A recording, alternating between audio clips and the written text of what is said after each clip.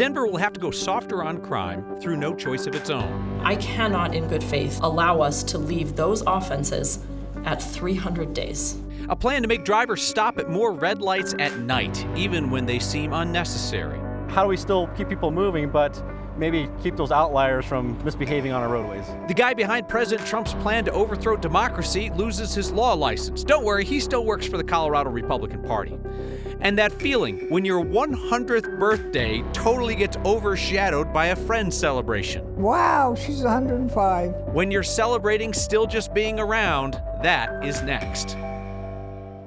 Cities in Colorado can't get tough on crime if they want to, at least not on certain misdemeanors. Colorado's highest court says cities must abide by a state law that says cities can have harsher punishments for the same crimes as the state.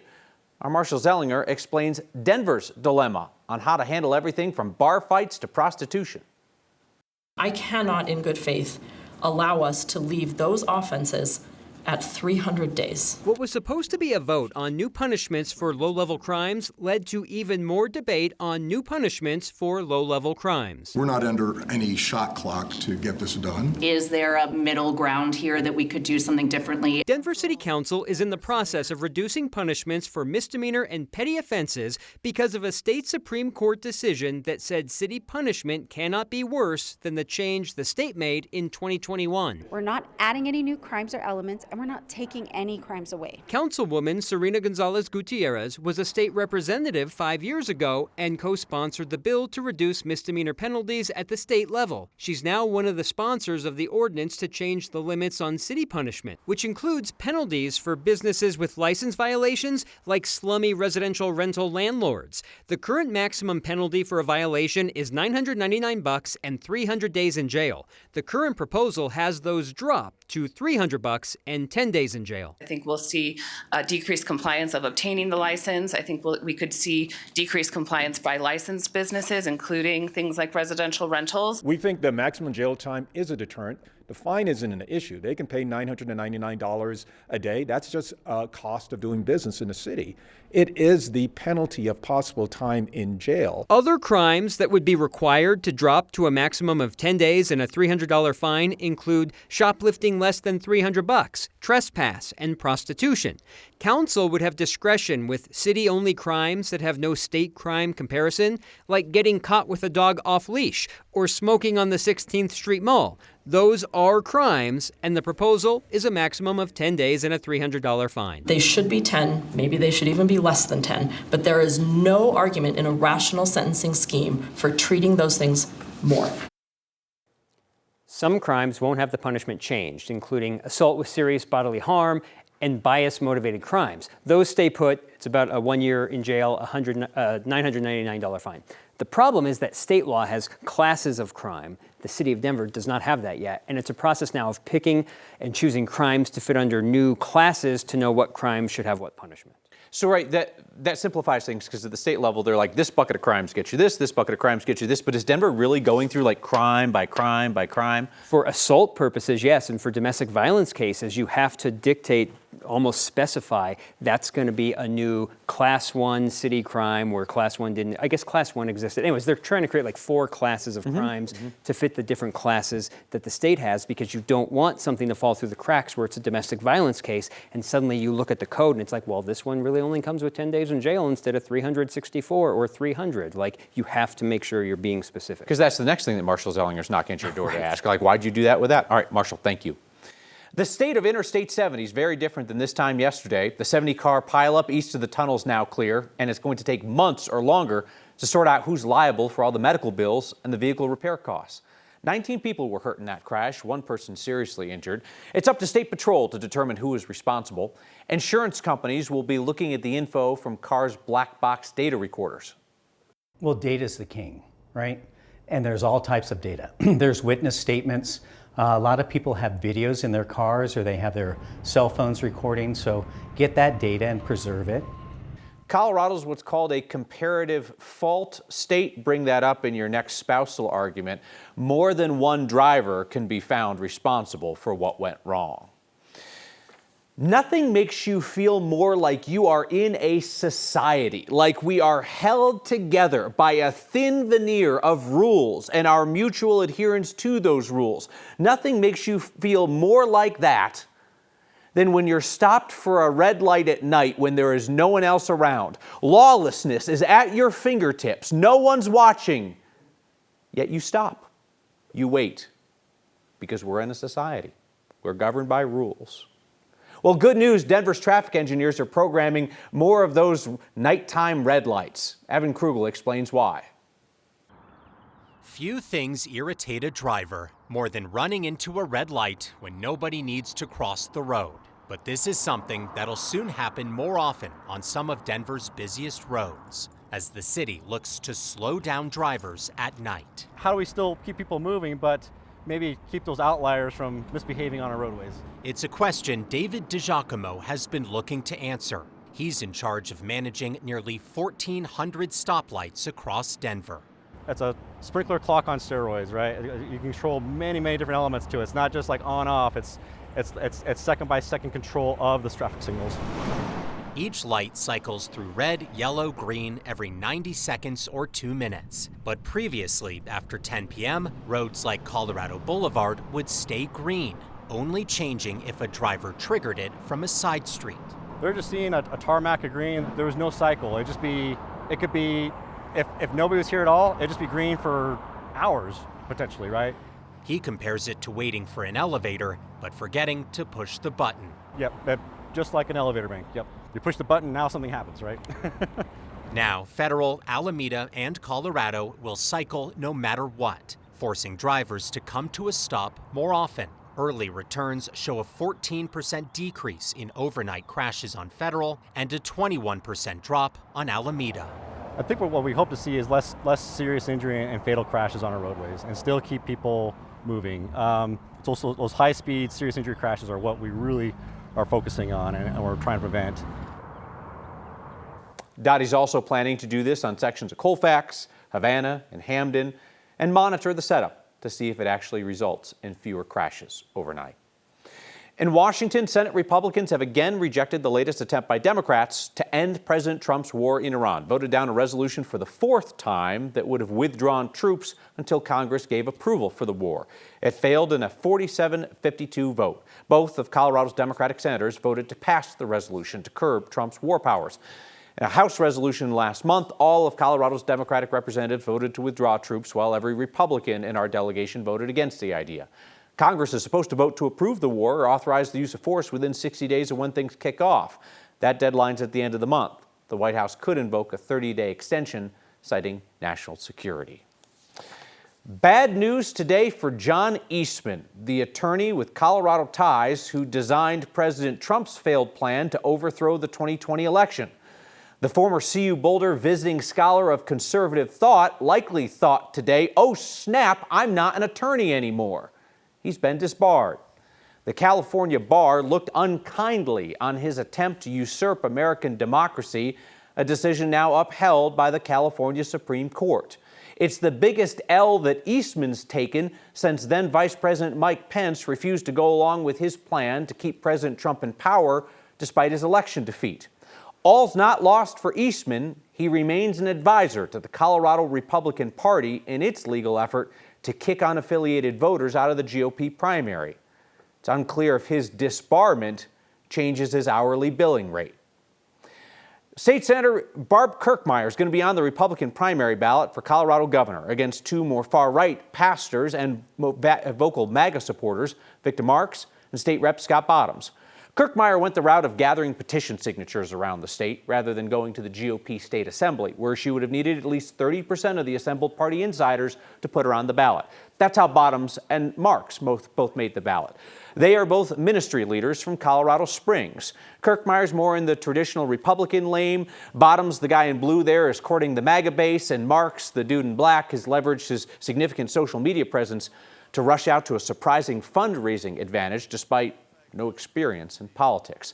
That primary is June 30th, and whoever wins on the GOP side is going to be a big underdog against the winner of the Democratic primary for governor, which will either be U.S. Senator Michael Bennet or Attorney General Phil Weiser. Literal Tons of food leave the food bank for Larimer County in the hands of people in need. And along with it, tens of thousands of diapers and baby wipes each month. That is a particular need for families in northern Colorado, and we can help. This week's Word of Thanks microgiving campaign supports the Nappy Project. It was an independent community effort in northern Colorado before it was rolled into the food bank a few years ago. It helps families struggling to pay for food preserve precious dollars in their budgets by providing them with free diapers and wipes, about 60,000 of them per month. Thousands of families have come to rely on that program. It's about helping struggling families make it. You might not think about it, but daycares require kids be dropped off with diapers, and a parent that can't reliably afford diapers, therefore can't reliably access childcare, therefore can't reliably get to work every day, and their financial worry only worsens. The food bank's struggle with this is that shipments of donated diapers and baby products don't always include the sizes and the items that their families need. They then have to go out and pay to fill in the gaps. And last year, the food bank lost their state funding for this program. What I'm confident that we will be able to do, thanks to your generosity, is to help sustain the Nappy Project for years to come. That's how much you raise each week. So scan the QR code on your screen or text the word THANKS to 303-871-1491 to get the link to donate. Let's buy some diapers for families in need. Even $5 helps, because that's how you've raised $18 million in microgiving. You know I will never ask you to give if I don't myself, so I'll match the first 50 donations of $5 to get us rolling. 7,500 of you have signed up to make a monthly donation to the Word of Thanks Fund. You put in that info once. Each month, your donations automatically split among all the nonprofits we feature. And we expect that that is going to add about $40,000 to all 5 weekly campaigns this month. What's the best thing about being 105? Well, I'm leader of the pack, that's all. Yeah, because the other spring chickens, they're only like 100 years old, as we celebrate more than 300 years of life experience today. And we're busting out the binoculars for a rare sighting in the suburbs. That's next. The city of North Glen is the latest to put in mandatory watering restrictions for all residential and consumer customers. The city gets its water from the Clear Creek watershed, which is seeing some of its lowest levels on record. So now homeowners and businesses can only water their lawns twice a week. The city says it'll issue fines of up to $1,000 for repeat violators, and the city insists they're going to follow the same watering rules for its parks and public spaces. Arvada also starts its mandatory watering restrictions today. Free water's coming, Chris Bianchi. Free water's coming, which is great news unless you say wanted to do something outside this weekend. Yeah, Friday nights, we got a lot going on here. Sublime's at Red Rocks. You've got the Rockies also at the home game, and you got the women's national team playing Japan at Dick's Sporting Goods Park. How about a little slush classico? Some of my soccer fans here will remember in 2013, the U.S. men's national team played Costa Rica in a famous World Cup qualifier. It snowed 6 inches during the game, and they had to play with an orange ball.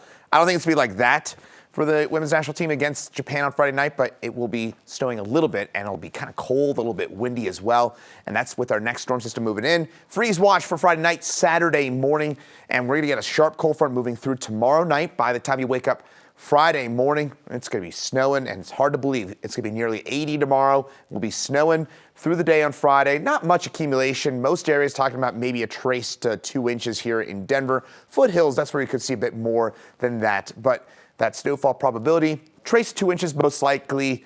There's still a slim chance to get 3 inches or more. This would be on colder surfaces, and also a 20% chance we just get nothing at all. Temperature is going to be the story, though. By Saturday morning, we're going to be talking about a hard freeze, and then we warm right back up again. We'll be in the mid to upper 70s to near 80 degrees for the early part of next week. And we're also going to be at nearly 80 degrees next Thursday as well. Tonight on Nest, a visitor from the South's hanging out in the suburbs. Feast your eyes on the white ibis, I always get this wrong. I don't know, one of those two things. We spotted it at a retention pond in Arvada. They're a wetland bird that's typically found in the southern half of the East Coast. They like to hang out in the shallow water where they can grab stuff like crabs and crayfish and insects and such. I don't know why it's here. I can't tell you that. I'm no birdologist. Maybe this is its off-season home. Triple the digits, triple the ladies, triple the fun. The three celebrate 100-plus trips around the sun. next. Hey, reminder, you can catch this program streaming each night, 6 p.m. 9 News Plus. Next is a podcast each weeknight, wherever you get those.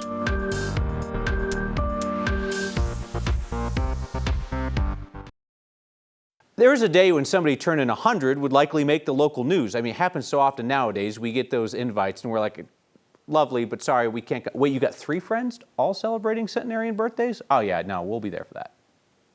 Happy birthday to you. We always have a monthly birthday, and 3 of our lovely residents are turning 100 plus. So we decided to have a big shindig for them. My name is Helen, and I'll be 100. Helen will come out every once in a while for bingo or a function. Elaine, D4. Elaine is 101, and Elaine doesn't come out except for meals, because she can't hear. When you can't hear, you can't repeat something very well. You can't converse very well. So 1, 2, 3. Let's see if you got any win. My name is Marion Lois Spengler, and I'm 105. Marion will get up at the crack of dawn. She gets on a bus every day and goes to the senior center for lunch. Well, I'm leader of the pack, that's all. Yeah, these are birthday kids too. It's very, very unique. Very unique, especially 105.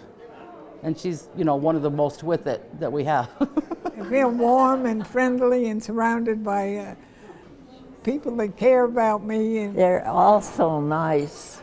They're really nice people here. Happy birthday. Always enjoy cake. Cakey la la.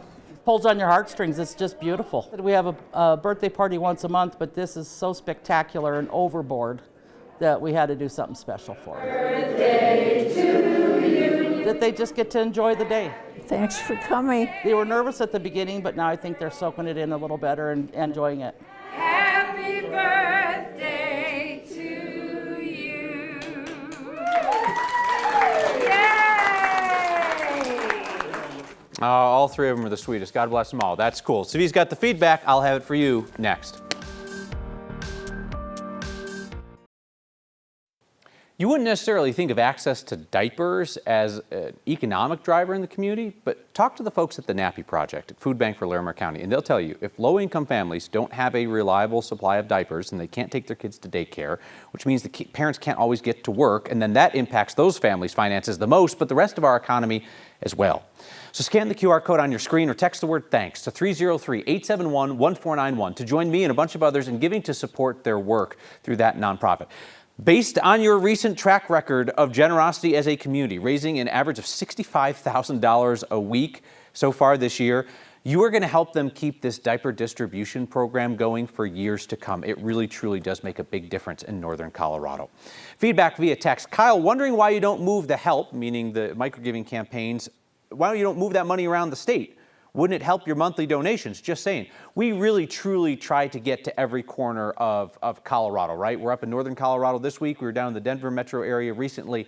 Tell me what we're missing, right? And I'll try to focus on that community. Even better yet, tell me an area of the state that you don't think that we've gotten to help recently, and then maybe tell me a couple of nonprofits that are really useful in that community. I'll take a look at their work, I'll talk to their leaders, I'll see what their needs are, and maybe we can match something up. We really, truly try to get to every county in Colorado through your generosity each week. See you next time.